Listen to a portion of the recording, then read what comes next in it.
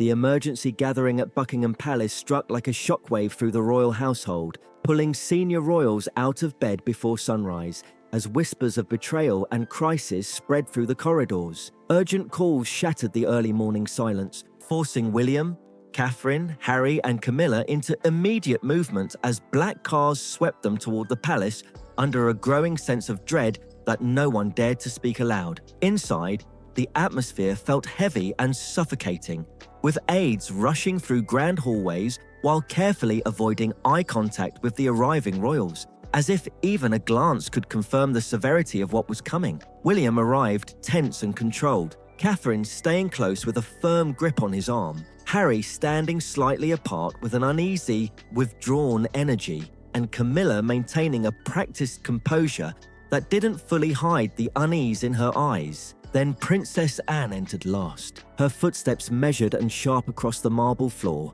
holding a sealed folder that immediately shifted the energy in the room before a single word was spoken. She didn't greet anyone as she passed, only locking eyes briefly with Charles in a moment that carried unspoken warning before she took her seat with cold stillness. Outside those palace walls, media crews were already gathering, feeding on speculation about illness, abdication, or internal collapse, while none of them came close to the truth building inside. Even palace staff whispered nervously about coups and hidden conflicts, admitting they had never seen the royal family so visibly unsettled, not even in the most painful chapters of the past. As silence settled over the grand table, Anne placed the folder down with deliberate calm, and the entire room seemed to freeze under the weight of anticipation. No one dared speak first, as if the air itself had become too heavy to break, while Anne remained motionless like someone already committed to a decision that couldn't be reversed. Then, with a single cutting word, "Enough,"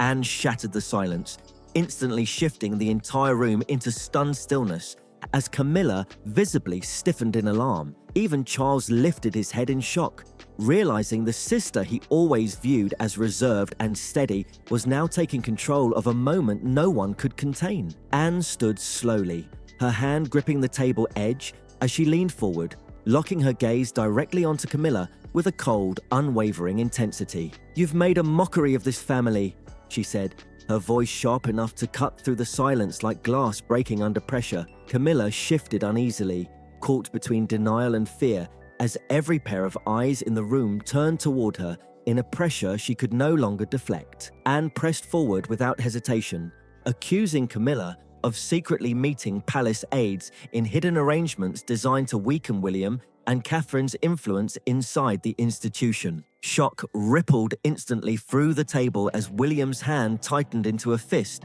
and Catherine's expression faltered in disbelief, while Harry sat frozen, caught between distance and reluctant attention. Anne revealed even more, claiming Camilla's ambitions extended beyond influence and into reshaping the line of succession in favor of her own descendants. The room fell into a suffocating silence as the implications sank in, with every glance shifting between Anne's controlled fury and Camilla's growing exposure. But Anne wasn't finished yet, and the next moment shattered whatever remained of denial.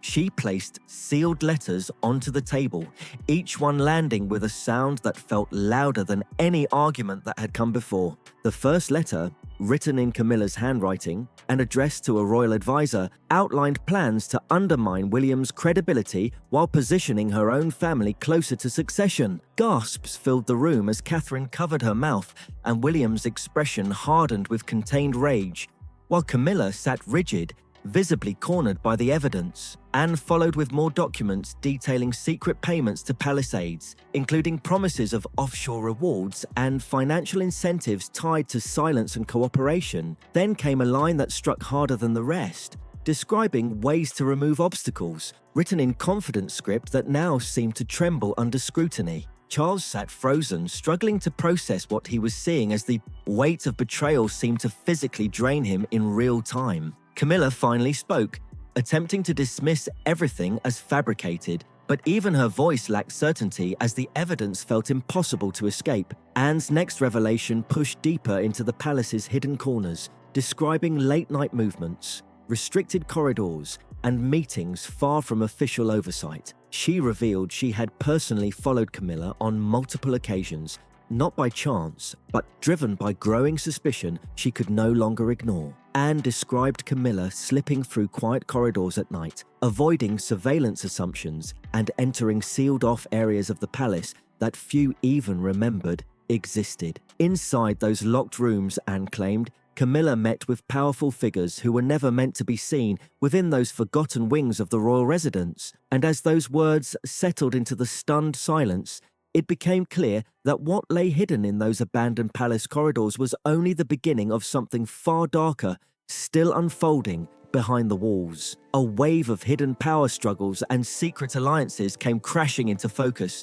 as Anne pushed the palace meeting into territory no one was prepared for, exposing names, money trails, and forbidden meetings that had been buried for years all at once. Anne explained that the people involved weren't random figures, but powerful financiers tied to past scandals and former palace staff who had been quietly removed years ago under suspicion, all now allegedly pulled back into secret coordination that operated far away from official records. These weren't normal discussions, Anne stressed, but tightly controlled nighttime meetings hidden deep within palace corridors where voices stayed low, movements were calculated, and every exit was watched like something dangerous was unfolding behind closed doors. The family sat frozen as Anne described how ideas about the line of succession were casually discussed like rearranging furniture, as if reshaping the monarchy was just another quiet adjustment rather than a historic disruption. She went further,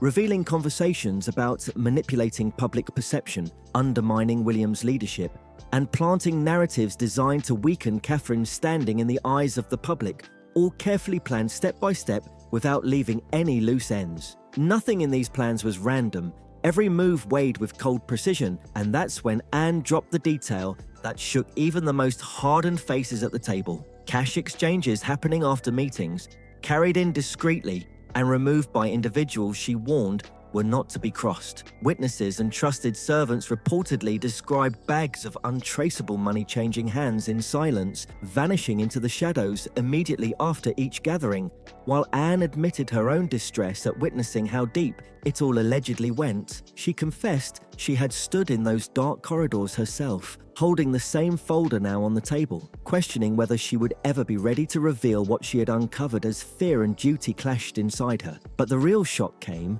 when Anne revealed that the next layer of evidence wasn't just financial or political, it was deeply personal, tied directly to Diana herself, sending the entire room into stunned disbelief. Anne produced handwritten letters allegedly written by Diana and hidden for years inside Camilla's private spaces, discovered among concealed drawers and locked compartments that suggested deliberate concealment rather than coincidence. As she held the final envelope, the atmosphere in the room changed instantly, tension tightening as Anne explained these weren't official documents, but private words written in Diana's own hand during the last years of her life. The letters described Diana's fears that Camilla's ambitions extended far beyond Charles, warning that her influence could one day threaten William and Harry from within the palace itself, rather than from any outside force. William broke under the weight of it, whispering, "She knew," while Catherine gripped his hand in shock, and across the table Camilla denied everything,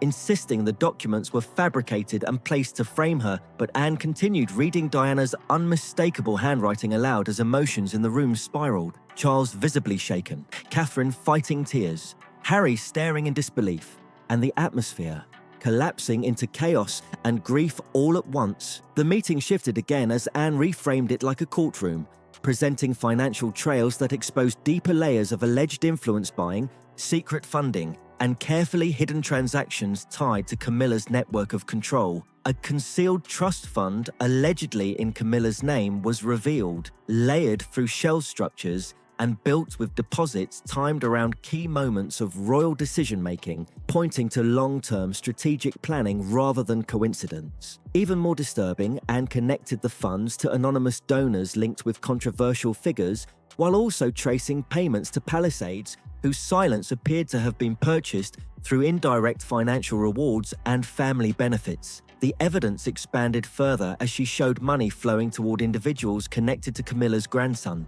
aligned suspiciously with the timing of efforts to elevate his future position in the succession landscape. Then came offshore accounts, slammed onto the table as undeniable proof of hidden financial structures, causing aides along the walls to shift uncomfortably, while Charles sat pale and overwhelmed by what he was hearing. William's anger became impossible to hide, his focus locked entirely on Camilla, who no longer had the same composure she once held, while Anne prepared the final move that would change everything. With the room fully stunned, Anne issued a cold ultimatum. Camilla could step down quietly, or everything would be released publicly without hesitation, including documents, testimony, and financial records. The words hit like a hammer, breaking what remained of the room's fragile control, as Anne made it clear there would be no negotiation and no retreat from what she was prepared to do. She declared she would not allow Camilla to remain in power under any circumstances, promising full exposure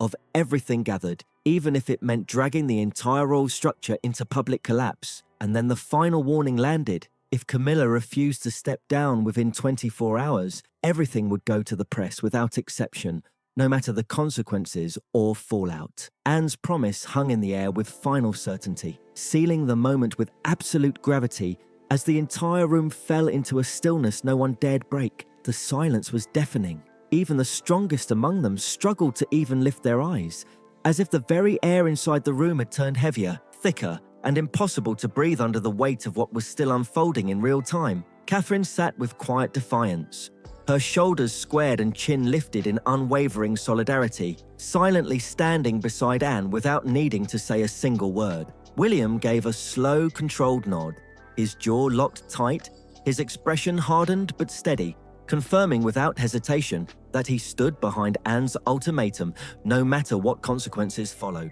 Across from them, Harry remained visibly torn, his emotions colliding in real time across his face. Fists clenched tightly on the table as he refused to defend Camilla. It could not fully detach himself from the emotional destruction happening in front of him. Charles, however, looked completely hollow, like a man watching the collapse of everything he had spent his life protecting, his eyes shifting between Anne and Camilla without producing even the smallest sound of resistance. That silence from the king became louder than any argument, not strength, but surrender, a quiet admission that control had already slipped beyond his reach and into Anne's hands completely. Then Camilla broke, not gradually, but all at once. Her composure collapsed into visible anguish as tears filled her eyes and spilled down her face, her voice breaking as she pleaded desperately with Anne and the entire room to show mercy. She insisted through trembling breaths that she never intended for things to spiral this far, claiming fear and desperation had driven every decision she made, even as the room stayed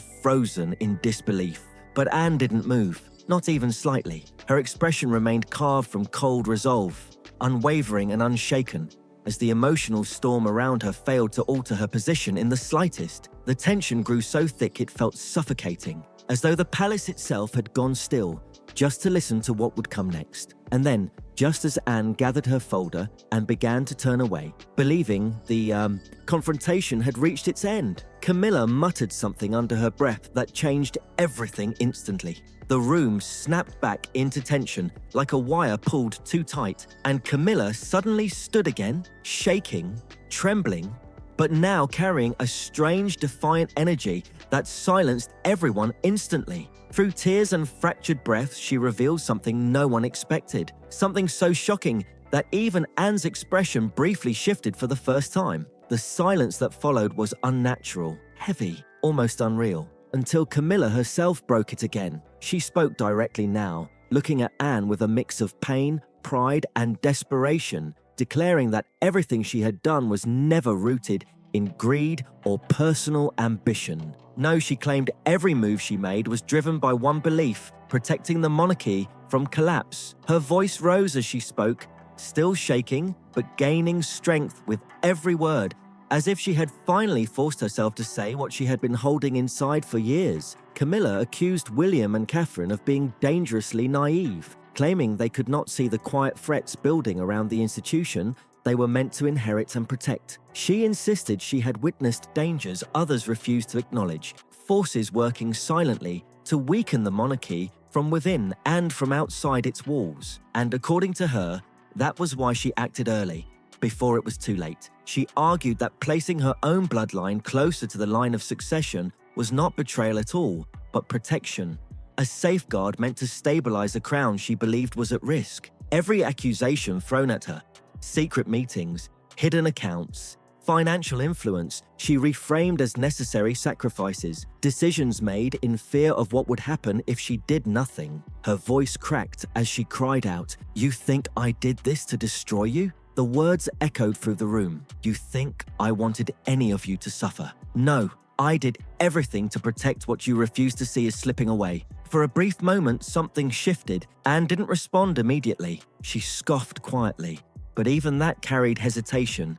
Just a flicker, a crack in the rigid steel of her composure. It wasn't agreement, it wasn't acceptance, but it was doubt, and that alone changed the temperature in the room. Around the table, confusion spread like wildfire as the family began to fracture not just emotionally, but ideologically, caught between loyalty to Anne's pursuit of justice and the emotional weight of Camilla's desperate justification. Harry lowered his gaze, visibly torn, as if every version of the truth he believed in was collapsing at once. Charles sank deeper into silence, no longer resisting, no longer intervening, just absorbing everything like a man slowly losing the ability to respond to reality itself. The room turned chaotic without movement.